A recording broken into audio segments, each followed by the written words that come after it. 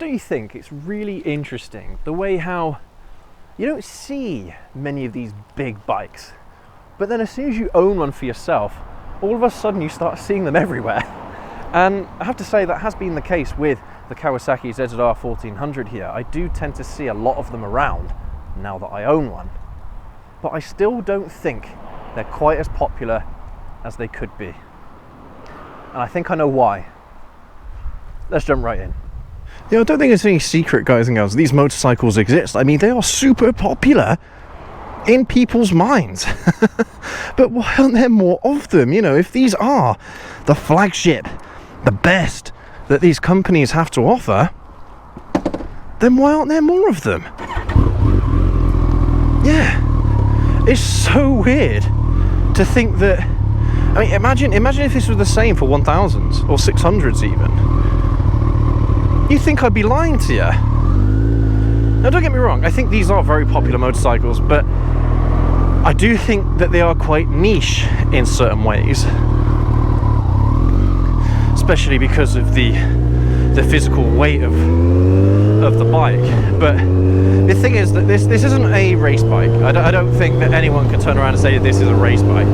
You could call it a drag bike, but race bike, it does fall short of being a race bike simply because of how heavy it is and what have you. Even though it can perform well on a track, I've seen how well these motorcycles handle themselves on track, the Hayabusa and the ZZR, of course.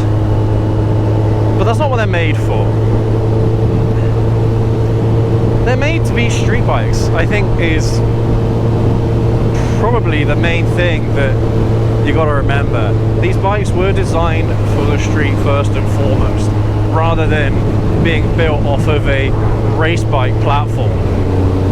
Which is interesting, because you'd have thought that Suzuki and Kawasaki and Honda, for that matter, would want to have the fastest motorcycle in the world as a race bike, or at least built off of that same platform, but no, it isn't.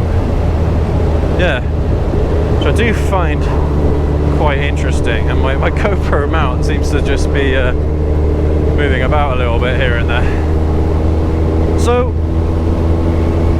why do I think these motorcycles aren't as popular as they should be? It's like I said, you'd have thought that these bikes would be creme de la creme, you know, the ultimate riding experience, and I think they are. Personally, I think you can't get any better than this. If you're riding motorcycles and you want the ultimate experience, you want the ultimate motorcycle, well, I don't think you can go wrong with either a ZZR1400 or a Hayabusa.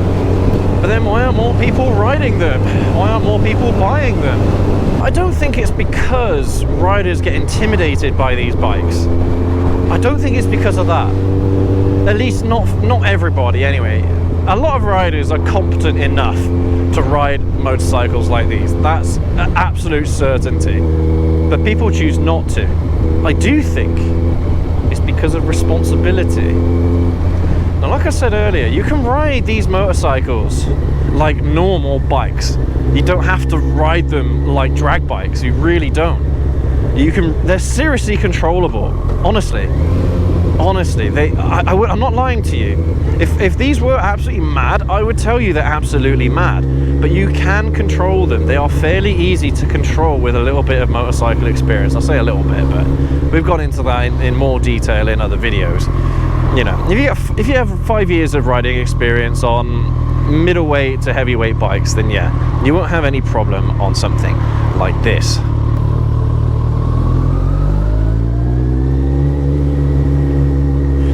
But yeah, I think a lot of people are just afraid of what they're capable of doing on something like this, and whether or not they can hold themselves back, if you know what I mean. You do definitely get that Darth Sidious feeling.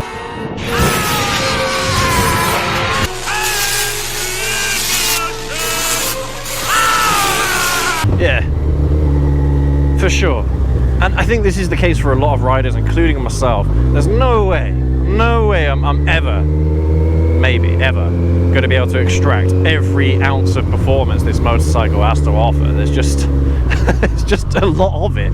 I think even on a racetrack, a lot of people would struggle to get every last bit of performance out of this motorcycle. That's for sure.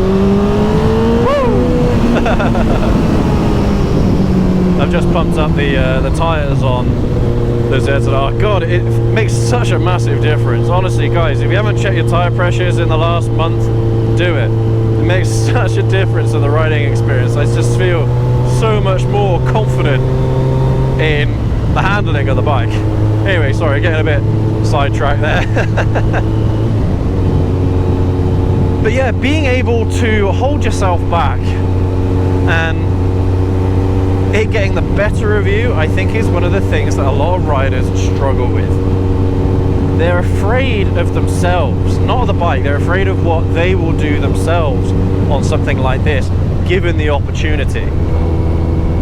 Because you see it so often. You see it so often. Riders just, you know, giving it 100% or getting as close to as 100% of their bike as possible on the gas, on the throttle. And it ain't a good idea. You know, when you're on a machine that can do 0 to 60 in 2.5 seconds, 0 to 100 in under 4 seconds, well, you're going to be running on thin ice there if you do it too much, or if you're doing it in areas where you probably shouldn't. But having said that, the reason why I'm making this video is not because of the motorcycle itself, not because of the Hayabusa, not because of the ZZR, but simply because I want people to know that just because they have a lot of horsepower, just because they have a lot of torque, just because they can do 100 miles an hour quicker than you can say speed camera, you can still ride them like everyday motorcycles. You can commute with them. You can treat them like everyday bikes. And I've done a video similar to this before about the ZH2, how as crazy as it is, as mad as it is, it's still perfectly usable. It's still perfectly usable for everyday riding. Without a doubt, you ask any ZZR owner, any, and they will say that, yeah, I commute with this bike. I use this bike every day for everything. Going to the shops, going to work, picking up my son or daughter, picking up my wife or my girlfriend. Because you can. That's what I mean by this is a street bike. You can seriously, it's seriously street rideable. So let me ask you this. Next time you are in the market for a big displacement bike, let's say a 1000 for example. Let's say you're looking at a ZX-10R or even a Gixxer 1000. Take a look at one of these as well. Take a look at those super heavyweights. Take a look at the Hayabusa. Take a look at the ZX-14. Take a look at the ZZR1400. And test ride them. You will be surprised at how good these are for street riding. And okay, they might not be the fastest anymore.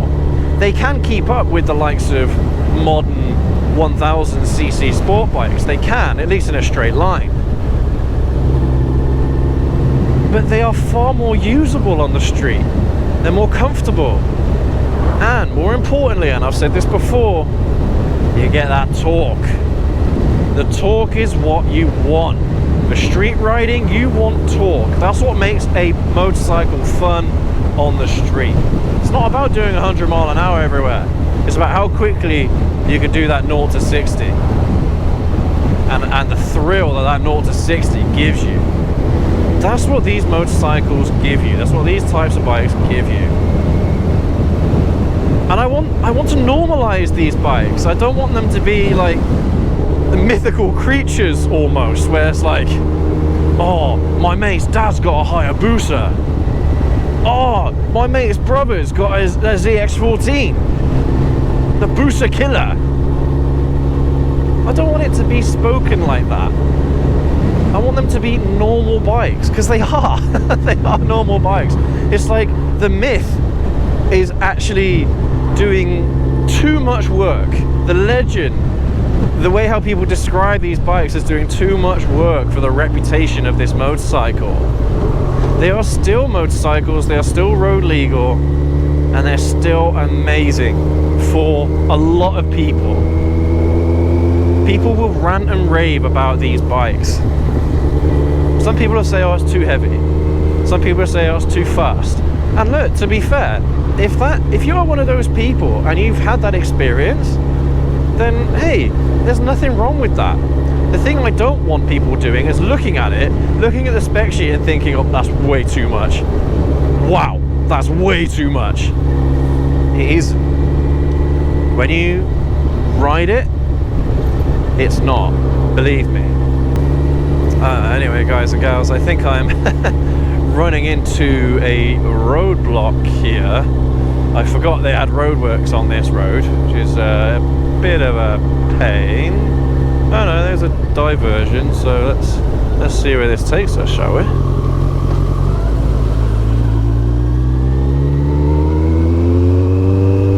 Yeah, guys, God's honest truth. A lot of people can ride these motorcycles, and that's not to say that they're not advanced, that they're not intimidating. If you don't know how to control it, then yes, it's going to be intimidating for you. But if you do, if you've had experience with 1000s or 750s, 900s, whatever, then you'll have a pretty good shot at one of these bikes. It's like I said earlier, if you're already looking at a 1000, look at something like this. There is no jump between them, really, apart from the torque. The torque is about the only extra that you're getting, and for me, torque counts more than horsepower. I've said that before.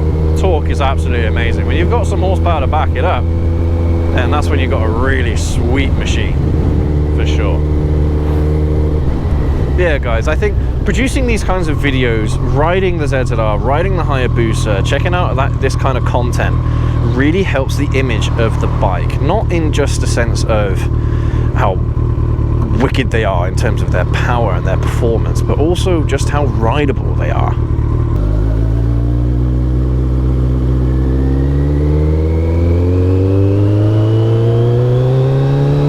Anyway, guys and gals, thank you ever so much for joining me on today's ride. I hope you've enjoyed it, and definitely let me know in the comments how you feel about these super heavyweights, because talking about them in normal terms I think is the best way to describe them. You know, not hyperbike. You know, people refer to them as hyperbikes. I understand why, but there's seriously no need to refer to these motorcycles as hyperbikes. Superbikes is fine, because then it puts them in the same category as the 1000s, and the 1000s are, I believe, quite a popular class of motorcycle. Maybe not as popular as the 600s, but still, I think a lot of people love the 1000s, and if you are one of those people, then you will love one of these even more. Believe me. Anyway, yeah, thank you again for watching today's video, guys and gals. Definitely leave a like, hit subscribe, and we'll catch you all in the next video. Have a good